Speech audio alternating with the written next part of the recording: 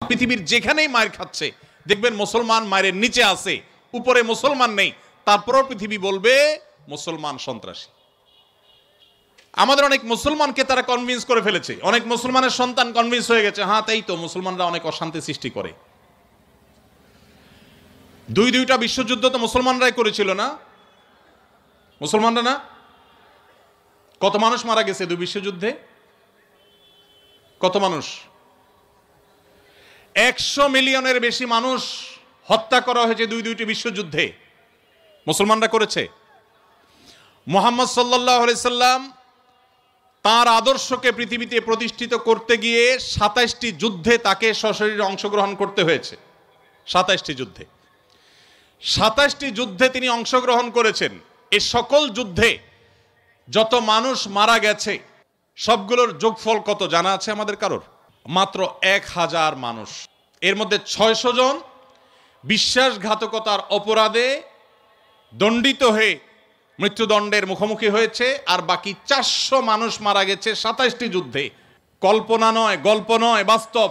এই জন্য বলেছি সিরাতের বই খোলেন, বিবেক খুলে যাবে। গোটা পৃথিবীতে ইসলামকে প্রতিষ্ঠা করতে গিয়ে মুহাম্মদ সাল্লাল্লাহু আলাইহি সাল্লাম 27টি যুদ্ধে অংশগ্রহণ করেছেন, সেখানে মানুষ মারা গেছে মাত্র 400। 400 মানুষের জীবনের বিনিময়ে 400 মানুষের মূল্য, এটা দিয়ে গোটা বিশ্বে ইসলামকে প্রতিষ্ঠিত করেছেন মুহাম্মদ সাল্লাল্লাহু আলাইহি সাল্লাম। একটা ইউনিয়ন দখল করতে গিয়ে তো 400 বেশি মানুষ মারা যায়।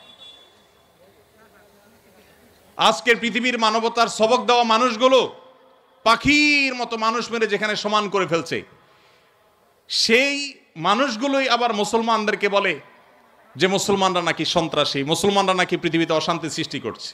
অথচ গোটা পৃথিবীর যেখানেই মার চলছে, যেখানেই যুদ্ধ চলছে, আপনি দেখবেন অস্ত্রের নিচে তাকালে দেখবেন মুসলমানের চেহারা, আর কোন ধর্মের মানুষের চেহারা আপনি দেখতে পাবেন না। সে আফ্রিকা থেকে নিয়ে বার্মা পর্যন্ত কোথাও আপনি দেখাতে পারবেন না। যুদ্ধ চলছে আর নিচে মুসলমানের চেহারা নাই, একটা জায়গা দেখাতে পারবেন না। এত কিছুর পরও মুসলমানকে গালি শুনতে হয়। ভাইরা আমার, তো মুহাম্মদ সাল্লাল্লাহু আলাইহি সাল্লাম তার জীবন ছিল সবচেয়ে বেশি কষ্টের, সবচেয়ে জর্জরিত। এখনো মুসলমানরা সবচেয়ে শান্তিকামী, তারপরও তাদের সবচেয়ে বড় ব্লেমটা হজম করতে হয়, সবচেয়ে বড় মিথ্যা অভিযোগ তাদের উপরে করা হয়। অথচ মুসলমানরাই হলেন পৃথিবীর সবচাইতে শান্তিকামী, সবচাইতে শান্তিকামী। যেই কোনো বিচারে আপনি উন্মুক্ত মনে যদি বিচার করেন, আপনি দেখবেন যে পৃথিবীতে কোনো গণহত্যার সাথে পৃথিবীর ইতিহাসে মুসলমান শাসকদের বহু দোষ ছিল, বহু ত্রুটি ছিল, শতকণ্ঠে আপনি সমালোচনা করতে পারেন। আজকের বিশ্বের মোড়লরা যেভাবে গণহত্যা করছে, পাখির মতো নির্বিচারে মানুষ মারছে ফিলিস্তিনের মাটিতে, আজকে পৃথিবীর বিভিন্ন প্রান্তে তারা যেভাবে মানুষ খুন করছে, সেই মানুষগুলাই যখন কোনো ভিডিও ফুটেজে দেখেন ফেসবুকে, ইউটিউবে, তারা হেলিকপ্টার নিয়ে তাদের সেনাবাহিনী গিয়ে একটা গর্তে, কোনো একটা ড্রেনে কোনো কুকুর ছানা পড়ে গেছে, একটা বিড়ালের ছানা পড়ে গেছে, সেটা উদ্ধার করার জন্য তারা লেগে গেছে, আপনি তখন বলছেন ওয়াও কত মানবিক তারা। সেই তারা যখন কুকুরের জন্য বিশাল বড় হসপিটাল করছে, আপনি বলছেন কত মানবিক তারা।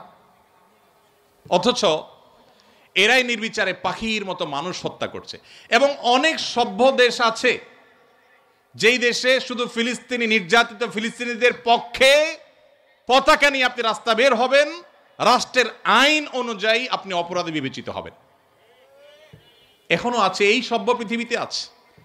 তো যাই হোক, প্রিয় নবী সাল্লাল্লাহু আলাইহি সাল্লাম যে দিন রেখে গেছেন, এখানে মুসলমান কোণঠাসা থাকবে, এটাই স্বাভাবিক। আমার কথা গেছিল সেখান থেকে যে অনেক বন্ধু বলে কেন মুসলমানরা এত মায়ের খাচ্ছে যদি ইসলাম সত্য হয়। হ্যাঁ, ইসলাম সত্য যে তার প্রমাণই এটা যে মুসলমানরা মায়ের খাবে। মুসলমানরা কখনো জুলুম করবে না, জুলুমের শিকার হতে পারে, মুসলমান কখনো জালিমের আসনে যাবে না। ব্যক্তিগত পর্যায়ে মুসলমান জালিম থাকতে পারে, সামষ্টিকভাবে, সামগ্রিকভাবে বিশ্ববাসীর উপরে জুলুম এটা ছড়িয়ে দিবে, জুলুমের স্টিম রোলার চালাবে মুসলমানরা সামষ্টিকভাবে, এটা কোনোদিন হয়নি, ইতিহাসে কোনোদিন হবেও না।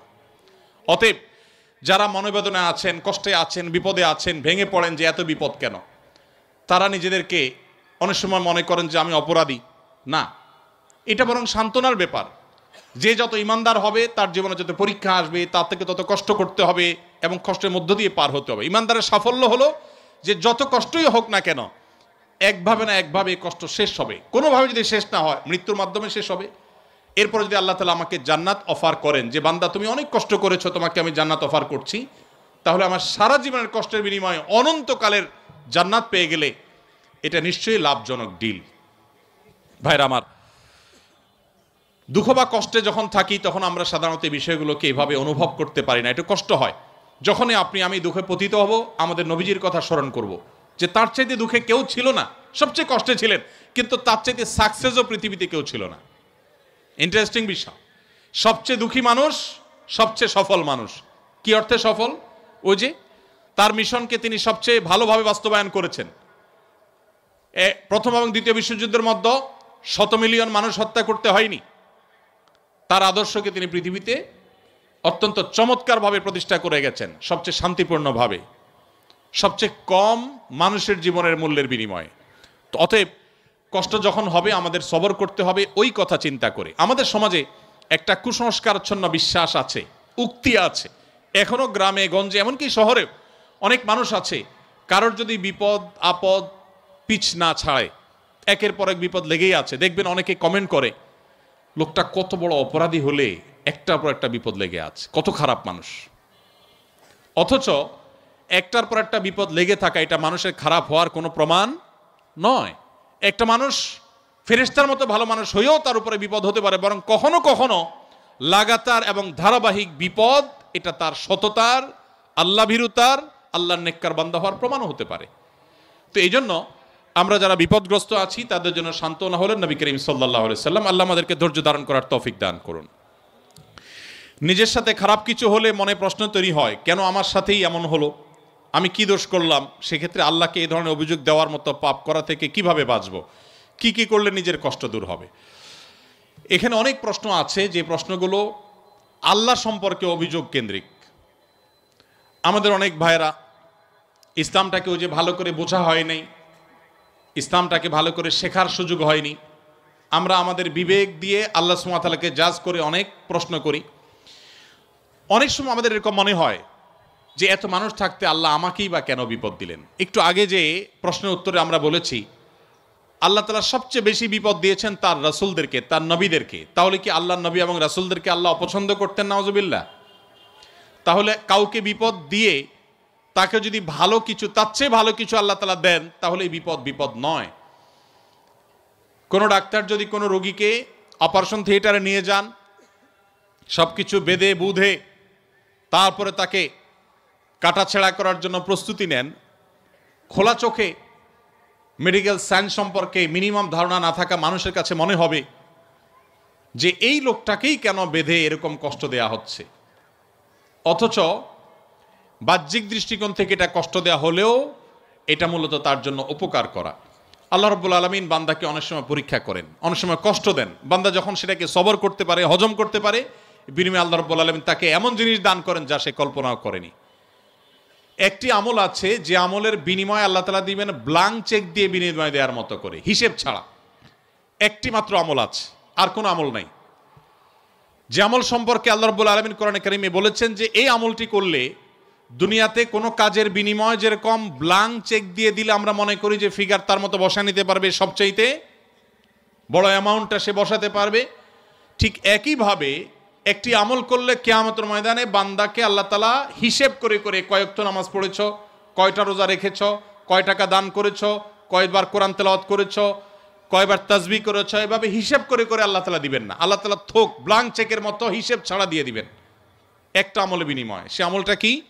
কোরআনে কারিমে আল্লাহ বলেছেন ইন্নামা ইউওয়াফাস সাবিরুনা আজরাহুম বিগাইরি হিসাব। যারা তাদের জীবনে ধৈর্যশীল হিসেবে নিজেদেরকে প্রমাণ করতে পেরেছেন।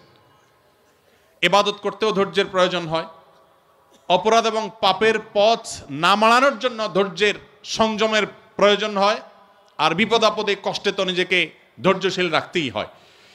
এই ধৈর্য যদি কেউ ধরতে পারে, নবী কোরআনে কারিমে আল্লাহ তাআলা বলেছেন ইন্নামা ইউওয়াফাস সাবিরুনা আজরাহুম বিগাইরি হিসাব। ধৈর্যশীলদের বিনিময় আল্লাহ তাআলা দিবেন হিসেব ছাড়া, ব্ল্যাঙ্ক চেকের মতো। তো এই জন্য নিজের জন্য খারাপ কিছু হলো, নিজের কোনো বিপদ হলো, আর তখন আমি মনে করলাম আল্লাহ আমাকেই বা কেন দিলেন। আল্লাহ আপনাকে ভালোবাসেন, সেজন্য আপনাকে তা দিয়েছেন। এটি আমার কথা নয়। নবী সাল্লাল্লাহু আলাইহি সাল্লাম বলেছেন ইন্নাল্লাহা ইযা আহাব্বা কওমান ইবতালাহুম। আল্লাহ যখন কোনো সম্প্রদায়কে, কোনো মানুষকে ভালোবাসেন তাকে পরীক্ষায় ফেলেন, তাকে বিপদে ফেলেন। এটা আল্লাহ সুবহানাহু ওয়া তাআলার সিস্টেম।